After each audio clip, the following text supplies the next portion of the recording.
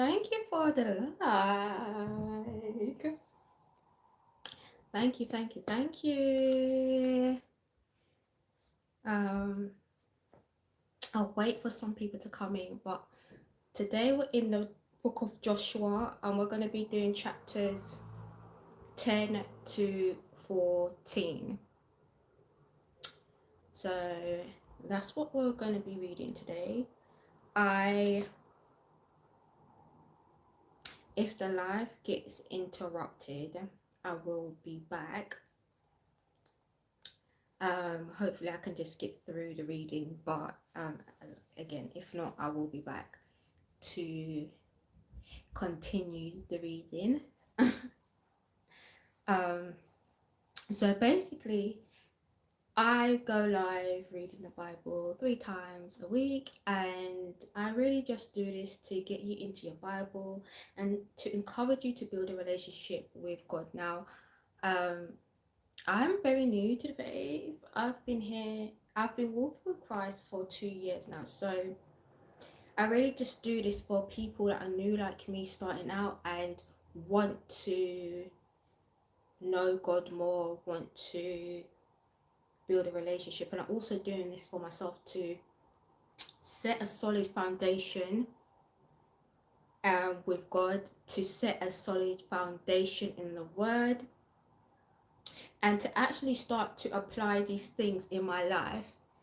Hey Kevin, thank you for coming through. Thank you for the live.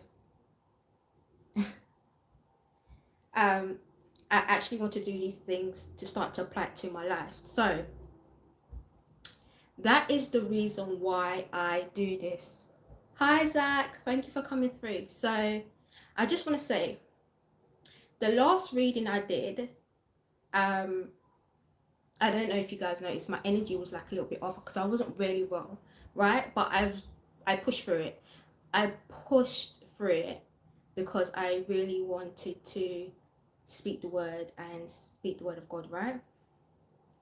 And at the end, I felt like really deflated, like really like, did I do a good job? Um, could people understand me? Because, again, I wasn't well, my head was hurting me, but I said, keep going, Nisha, keep pushing through, right? And I don't really expect anything out of my lives when I am reading, because as I said, this is really all for God. This is also for me to learn as well. I'm in a season of learning and receiving knowledge and wisdom from God. So that's the season I'm in. So I don't really expect nothing back from it. And usually I don't really expect nothing back from my lives in terms of like the subscribers or likes. So if I do get subscribers or if I do get likes, I give all glory to God, because at least someone heard the word, or someone heard a testimony, or someone heard something that made them subscribe. So on Tuesday I gained 4 subscribers, right? All praise to God. And even though in that Tuesday live I was so unwell and I was going to end the live, but I kept going, right? And then at the end of that live, God blessed me with 4 more people to my channel, people who heard the message and heard God speak through me, right? So God could really see that my spirit was willing, right? My heart was in the right place, and I wanted to be obedient to God and to be able to continue to read, because that's what I said I wanted to do, regardless of what happens in life or what is thrown at me. So the next night, the Wednesday night, early in the morning, maybe about 3, 4, I get email from someone who subscribed to me. I don't know if she reminds me saying her name, Bianca, right? And she emailed me saying that she saw on my channel my videos about my testimony and how Jesus changed my life. And she started to ask me, where do I start in the Bible? How do I start to get to know God? How do I start to take notes and stuff? And again, I give that all to God, because I wasn't expecting that. And especially on the day that I was not at my best, I was not feeling well. I saw that email and it really just melted my heart, because I was like, oh, someone watched my testimony and see Jesus work through me, see God work through me. And because of that, they were inclined to message me and say, I see the work that Jesus is doing for you. And like, how did your life just change so much from where you was to now? And that's all Jesus. That's not me. That's all God. That's not me.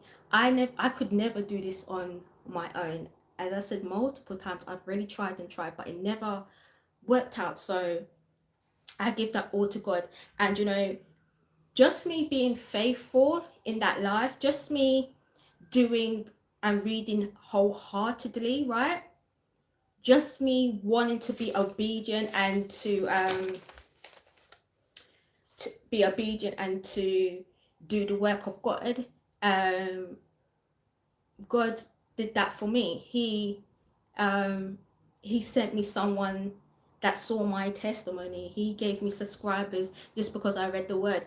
And that was at my worst. I wasn't even feeling well on Tuesday, guys. I was I was really pushing through it. I was really pushing through it. And I hope that I didn't look as I felt, and that I still was able to get across the message and the word on Tuesday. But I think I did, because, as I said, God blessed me with that email. He blessed me with the subscribers. And again, all I can do is keep sharing my testimony and how great God is and how much Jesus has changed my life. He has really transformed my life. He's really renewed my spirit. And again, I give that all to him. So in that time, God knew my spirit was willing, but my flesh was weak, and my spirit and my flesh was battling. It was like my spirit was saying, go on, go on, go on, but my flesh is saying, give up.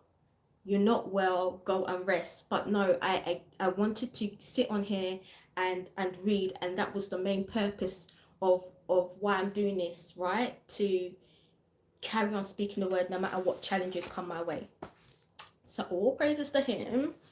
So on Tuesday we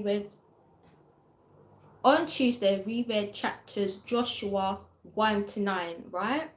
And I'm just gonna say some key moments, some themes, and then we're going to working. That's okay, Zach. Thank you for coming through. Hope you have a lovely day. So yeah, we read Joshua chapters 1 to 9. Now we started to see Joshua take over from Moses. Yeah, he's taken over from the Israelites after Moses dies, right? And this is the moment where they cross the Jordan. This is where God is starting to fulfill his promise to the Israelites. We also saw the fall of Jericho, which is the first city they defeated through the promised land. On their way to the promised land. And then we also saw the sin of Achan, right, where he took the devoted plunder and God caused them destruction, but also then after he caused them destruction, he basically made an amends with them. So really, the whole point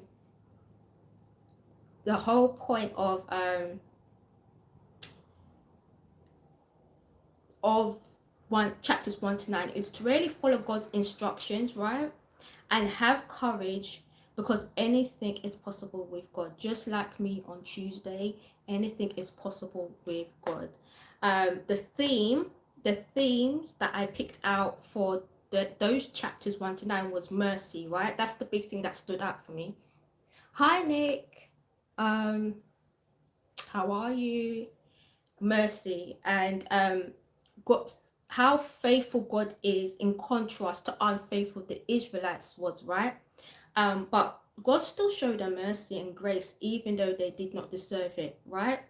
And as we saw with Rahab, he gave her so much grace for helping the spies out when they went into Jericho, and he spared her life and her families and her whoever was in the house at that time when they went into Jericho.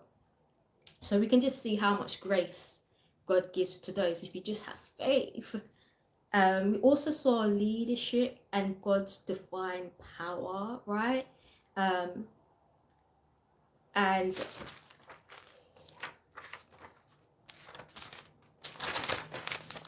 he saw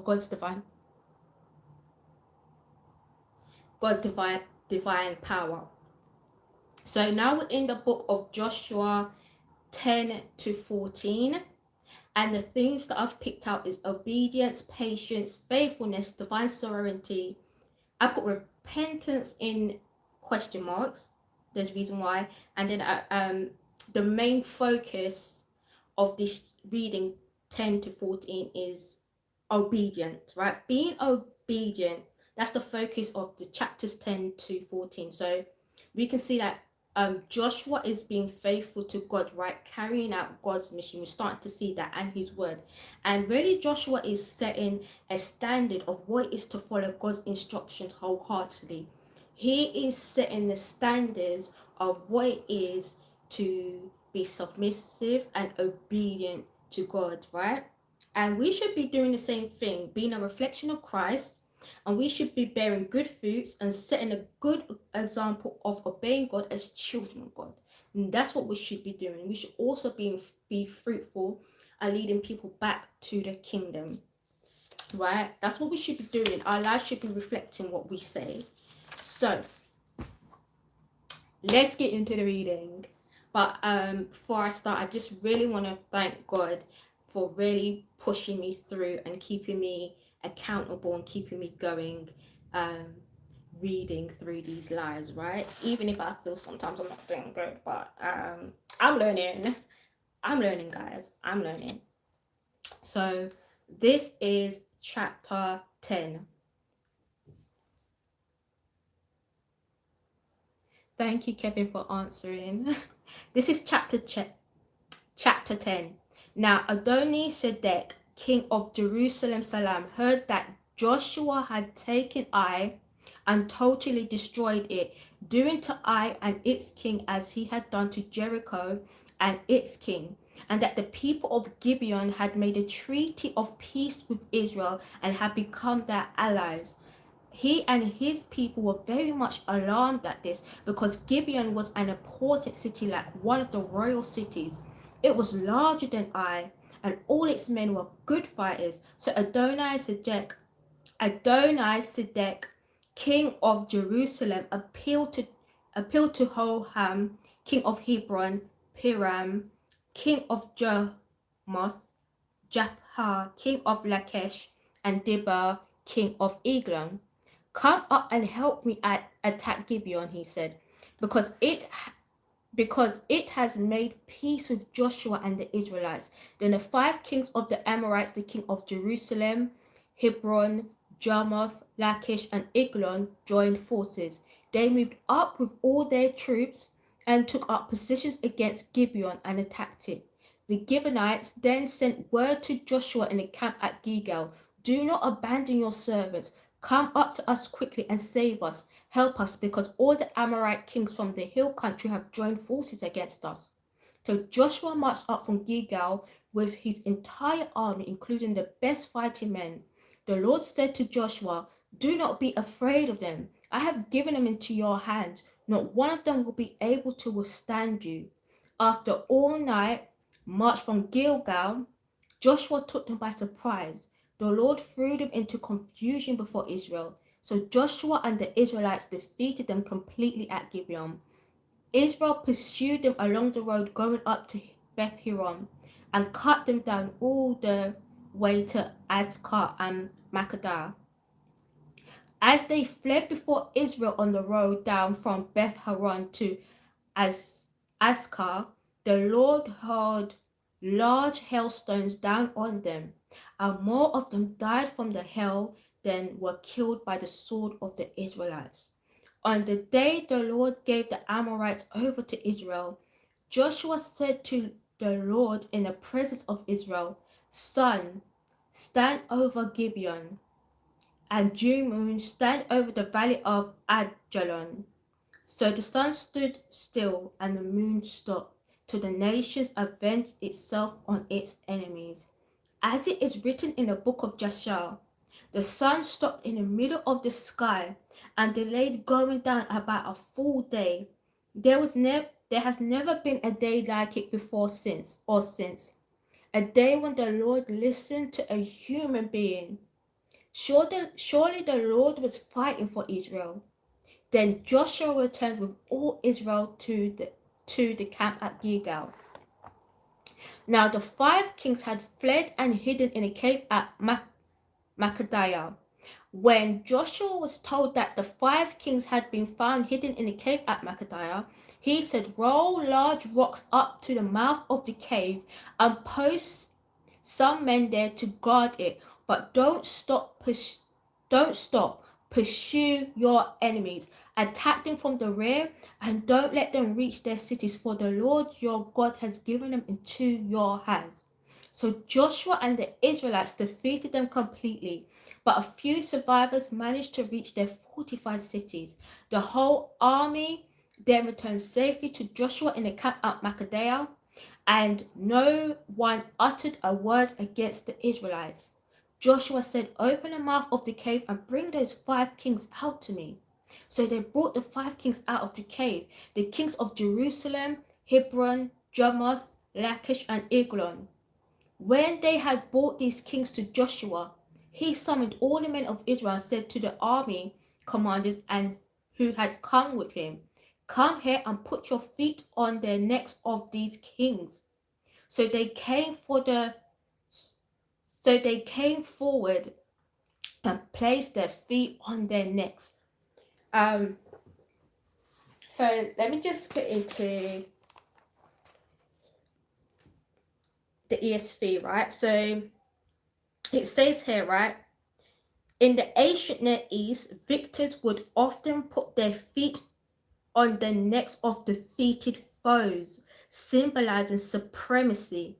This action underlies the notion of making one's enemy a footstool under one's feet, right? And what are we to God, right? What is the earth to God? We are his footstool, right? So this is again this is God showing his powers, showing that he is the ruler of everything, right? You imagine God is sitting there on his throne and the world is his footstool, right? So I just thought that's so amazing, the connection that that had to standing on someone's neck, right? To symbolize that God is in power, that God has the power, right? Joshua said to them, "Do not be afraid. Do not be discouraged. Be strong and courageous. This is what the Lord will do to all the enemies you are going to fight." Then Joshua put the kings to death and exposed their bodies on 5 poles, and they were left hanging on the poles until evening. At sunset, Joshua gave the order, and they took them down from the poles and threw them into the cave where they had been hiding. At the mouth of the cave, they placed a large rock, which are there to this day. That day, Joshua took Makkedah. He put the city and its kings to the sword and totally destroyed everyone in it. He left no survivors, and he did to the kings of Makkedah as he had done to the king of Jericho. Then Joshua and all Israel with him moved on from Makkedah to Libnah and attacked it. The Lord also gave the city and its kings into Israel's hand. The city and everyone in it Joshua put to the sword. He left no survivors then, and he did to its kings as he had done to the king of Jericho. Then Joshua and all Israel with him moved from Libnah to Lachish. He took up positions against it and attacked it. The Lord gave Lachish into Israel's hands, and Joshua took it on the 2nd day. The city and everyone in it he put to the sword, just as he had done to Libnah. Meanwhile, Horam, king of Gezer, had come up to help Lachish, but Joshua defeated him and his army until no survivors were left. Then Joshua and all Israel with him moved from Lachish to Eglon. They moved up positions against it and attacked it. They captured it that same day and put it to the sword and totally destroyed everyone in it, just as they had done to Lachish. Then Joshua and all Israel with him went up from Eglon to Hebron and attacked it. They took the city and put it to the sword, together with its kings, its villages, and everyone in it. They left no survivors, just at just as at Eglon, they totally destroyed it and everyone in it. Then Joshua and all Israel with him turned round and attacked Debir. They took the city, its kings and its villages, and put them to the sword. Everyone in it they totally destroyed. They left no survivors. They did to Debir and its kings as they had done to Libnah and its kings and to Hebron. So Joshua subdued the whole region, including the hill country, the Negev, the western foothills, and the mountain slopes, together with all their kings. He left no survivors. He totally destroyed all who breathed, just as the Lord, the God of Israel, had commanded. Joshua subdued them from Kadesh Barnea to Gaza, and from the whole region of Goshen to Gibeon. All these kings and their lands Joshua conquered in one campaign, because the Lord, the God of Israel, fought for Israel. Then Joshua returned with all Israel to the camp at Gilgal.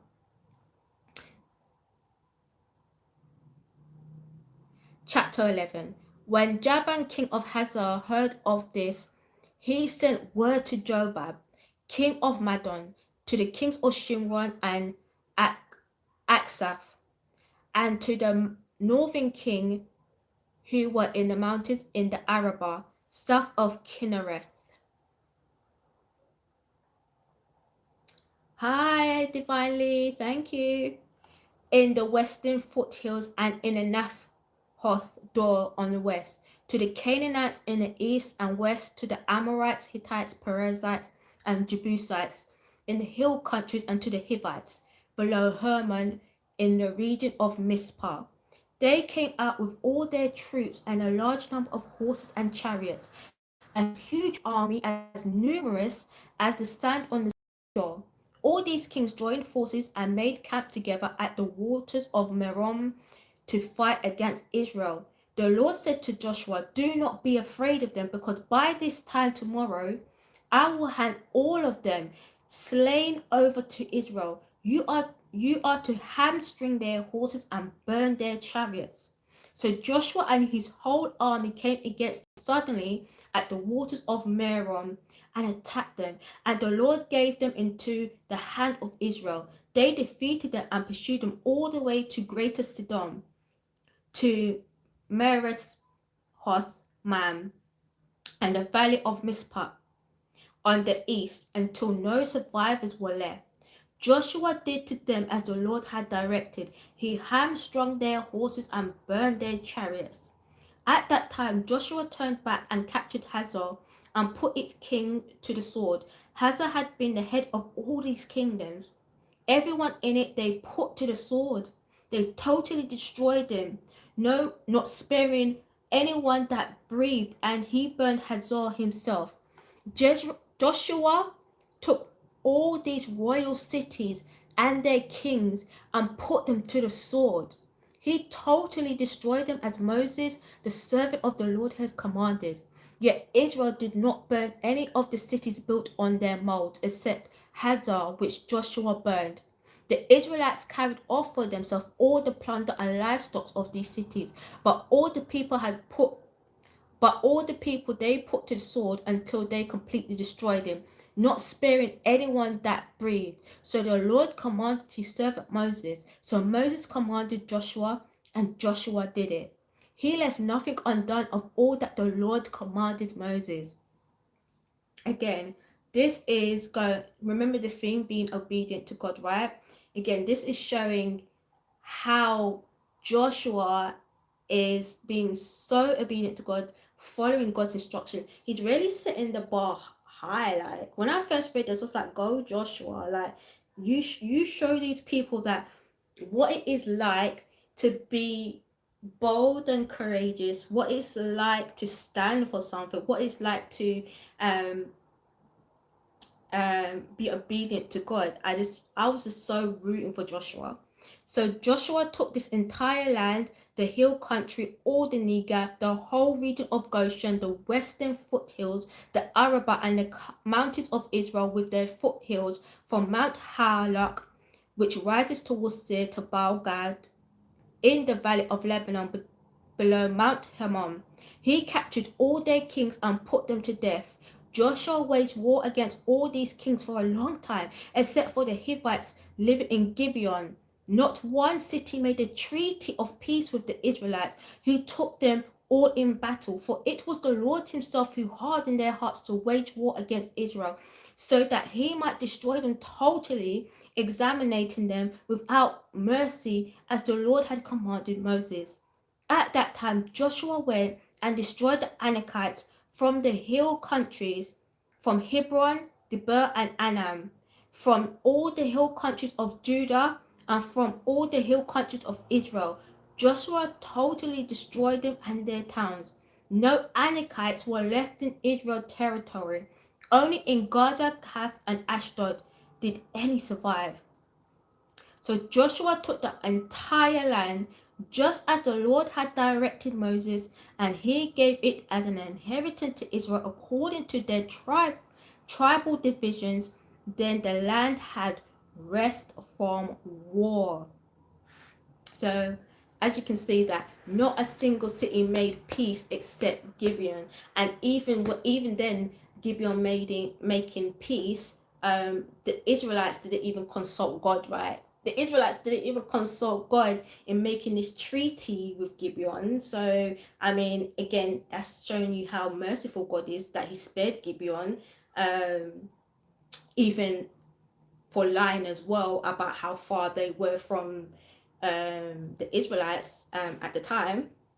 And we have to remember, this is over a 7-year period, right, leading the Israelites into battle. So Joshua is, for those 7 years, been like a faithful servant, like so faithful, right? So faithful. And it just highlights how selfish the other nations were. They thought about themselves. They thought they could overrule God. They thought they were better at knowing how to defeat the Israelites and Joshua. They thought they could be a little bit crafty, but God was like, no, I'm one step ahead of you guys. Like I'm the creator. There's nothing that you can hide from me that I don't know, right? So after all of that, God said, you know what? You can have some rest, right? I think you guys have really served me and did what you needed to do. So I'm going to give you guys some rest. Chapter 12. These are the kings of the land whom the Israelites had defeated and whose territory they took over east of the Jordan from the Arnon Gorge to Mount Hermon, including all the eastern side of the Arabah. Sihon, king of the Amorites, who reigned in Heshbon, he ruled from Aroer on the rim of the Arnon Gorge, from the middle of the gorge to the river Jabbok, which is the border of the Ammonites. This included half of Gilead. He also ruled over the eastern Arabah from the Sea of Galilee to the Sea of the Arabah, that is the Dead Sea, to Beth Jeshimoth, and then southward below the slopes of Pisgah, and the territory of Og, king of Bashan, one of the last of the Raphites, who reigned in Asheroth and Edrei. So I believe the Raphites are giants. Correct me if I'm wrong. I believe they're giants. He ruled over Mount Hermon, Salcah, all of Bashan, to the border of the people of Gershon and Makkah, and half of Gilead, to the border of Sihon, king of Heshbon. Moses, the servant of the Lord, and the Israelites conquered them. And Moses, the servant of the Lord, gave their land to the Reubenites, the Gadites, and the half tribe of Manasseh to be their possession. Here is a list of the kings of Israel that Joshua and the Israelites conquered on the west side of the Jordan, from Baal Gad in the valley of Lebanon to Mount Halak, which rises towards Seir. Joshua gave their lands as an inheritance to the tribe of Israel according to their tribal divisions. The lands include the hill country, the western foothills, the Arabah, the Mount the mountain slopes, the wilderness, and the Negev. These were the lands of the Hittites, Amorites, Canaanites, Perizzites, Hivites, and Jebusites. These were the kings. The king of Jericho won. The king of Ai and Bethel won. The king of Jerusalem won. The king of Hebron won. The king of Jarmuth won. The king of Lachish won. The king of Eglon won. The king of Gezer won. The king of Debir won. The king of Geder won. The king of Hormah won. The king of Arad won. The king of Libnah won. The king of Adullam won. The king of Makadiah won. The king of Bethel won. The king of Tappuah won. The king of Hepher won. The king of Aphek won. The king of Lasharon won. The king of Madon won. The king of Hazor won. The king of Shimron Maron won. The king of Akhath won. The king of Tanakh won. The king of Megiddo won. The king of Kadesh won. The king of Jokneam in Carmel won. The king of Dur in Nophoth won. The king of Goyim in Gilgal won. The king of Tirzah won. 31 kings in all. Chapter 13. When Joshua had grown old, the Lord said to him, "You are now very old, and there are still very large areas of the land to be taken over. This is the land that remains, all the regions of the Philistines and the Gerites, from the river Shahor on the east of Egypt to the territory of Ekron on the north, all of it counted as Canaanite, though held by the 5 Philistine rulers in Gaza, Ashdod, Ashkelon, Gath, and Ekron. The territory of the Avites on the south, all the land of the Canaanites from Arah of the Sidonians as far as Aphek, and the border of the Amorites, the area of Byblos, and all Lebanon to the east from Baal-Gad below Mount Hermon to Lebo Hamath. As for all the inhabitants of the mountain regions from Lebanon to Misrephoth Mayam, this is all the Sidonians. I myself will drive them out before the Israelites. Be sure to allocate this land to Israel for an inheritance, as I have instructed you, and divide it as its inheritance among the 9 tribes and half of the tribe of Manasseh. The other half of Manasseh, the Reubenites and the Gadites, have received the inheritance that Moses had given them east of the Jordan, as he, the servant of the Lord, has assigned it to them.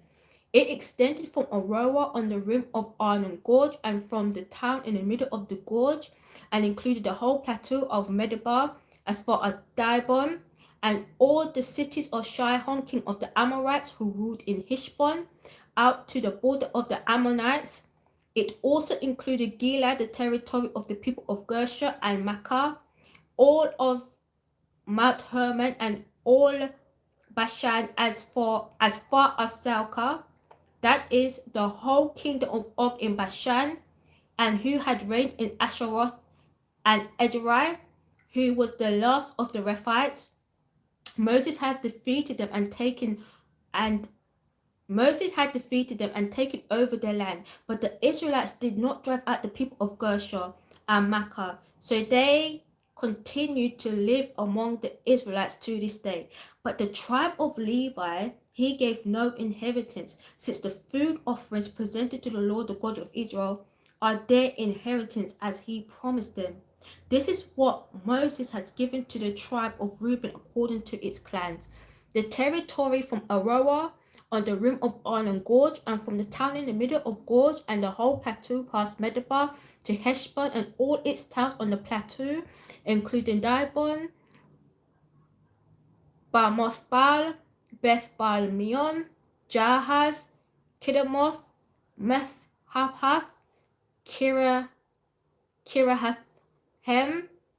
Sibmah, Zereth, Shahar, on the hill in the valley, Beth Peor, the slopes of Pisgah, and Beth Jesimoth, all the towns on the plateau and the entire realm of Shihon, king of the Amorites who ruled the Heshbon. Moses had defeated him and the Midianite chief Avi, Rekem, Zur, Hur, and Reba, princes allied with Shihon, who lived in that country. In addition to those slain in battle, the Israelites had put to the sword Balaam, son of Beor, who practiced divination. The boundary of the Reubenites was the bank of the Jordan. These towns and their villages were the inheritance of the Reubenites, including according to their clans. This is what Moses had given the tribe of Gad according to its clan. The territory of Jazer, all the towns of Gilead, and half the Ammonite country as far as Aroer near Rabbah, and from Heshbon to Ramath, Mizpah, and Bethlehem, and from Mahanaim to the territory of Debir, and in the valley Beth Haram, Beth Nimrah, Succoth, and Zephon, with the rest of the realm of Shihon, king of Heshbon, the east side of the Jordan, the territory up to the end of the Sea of Galilee. These towns and their villages were the inheritance of the Gadites according to their clans. This is what Moses had given to the half tribe of Manasseh, that is, to the half family of the descendants of Manasseh, according to its clans. The territory extending from Manahan and including all of Bashan, the entire realm of Og, king of Bashan, all the settlements of Jah in Bashan, 60 towns, half of Gilead and Asheroth, and Edrei, the royal cities of Og in Bashan. This was for the descendants of Makah, son of Manasseh, for half of the sons of Makah, according to their clans. This is the inheritance Moses had given when he was in the plains of Moab, across the Jordan east of Jericho. But to the tribe of Levi, Moses has given no inheritance. The Lord, the God of Israel, is their inheritance, as he had promised them. Chapter 14. Now these were the areas the Israelites received as an inheritance in the land of Canaan, which Eleazar, the priest Joshua son of Nun, and the heads of the tribal clan of Israel allotted to them. Their inheritance were assigned by lot to the 9.5 tribes, as the Lord had commanded through Moses. Moses had granted the 2.5 tribes the inheritance east of the Jordan, but had not granted the Levites an inheritance among the rest. For Joseph's descendants had become 2 tribes, Manasseh and Ephraim. The Levites received no share in the land, but only towns to live in, with pasture lands for their flocks and herds. So the Israelites divided the land just as the Lord had commanded Moses. Now the people of Judah approached Joshua at Gilgal, and Caleb, son of Jephthah, the Kenizzite, said to him, "You know what the Lord said to Moses, the man of God, at Kadesh Barnea, about you and me. I was 40 years old when Moses, the servant of the Lord, sent me from Kadesh Barnea to explore the land, and I brought him back a report according to my convictions." This is when Moses sent the 12 spies to go and seek out the land to see how they were living and to go back and to report, but only Caleb and Joseph was entered into the promised land out of the 2 spies, because they didn't talk bad about the land that God was giving to them. He didn't put fear into the people, into the Israelites. So Caleb and Joshua were the only 2 spies that were faithful in coming back and reporting about the land. So that's why they survived. But my fellow Israelites who went up with me made the hearts of the people sink. I, however, followed the Lord my God wholeheartedly. So on that day, Moses swore to me The land on which your feet have walked will be your inheritance, and that your children forever, because you have followed the Lord my God wholeheartedly. Now, just as the Lord promised, he has kept me alive for 45 years since the time he said this to Moses. While Israel moved about in the wilderness, so here I am today, 85 years old. I am still as strong today as the day Moses sent me out. I'm just as vigorous to go out to battle now as I was then. Now give me this hill country that the Lord promised me that day. You yourself heard. Then the Anakites were there, and their cities were large and fortified, but the Lord helping me, I will drive them out, just as he said. Then Joshua blessed Caleb, son of Jephthah, and gave him Hebron as his inheritance. So Hebron has belonged to Caleb, son of Jephthah the Kenizzite, ever since, because he followed the Lord, the God of Israel, wholeheartedly. Hebron used to be called Kiriath Arba, after Araba, who was the greatest man among the Anakites. Again, there were giants. Then the land had rest from war. That is the end. Oh gosh, that was a lot. And bear in mind, I do like kind of get the pronunciations of these words before, and I still can't pronounce them. But anyway, God will make a way. God will make a way. So that is the end of chapter 4. So again, we can see how faithful the Israelites have, well, Joseph and Caleb have been, right?